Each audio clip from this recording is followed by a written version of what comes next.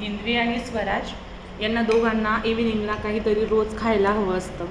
तर मी विचार केला की काय असं देऊ जेणेकरून ते खातील आणि खूप छान पद्धतीने एन्जॉय करतील.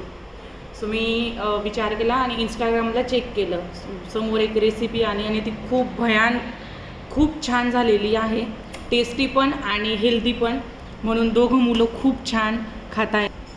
बऱ्याच मॉम्स असतात जे मुलांसाठी भूक लागल्यानंतर बाहेरचे पॅकेट फूड किंवा बिस्किट काहीतरी खायला देतात जेणेकरून त्यांचं काम सोपं होतं.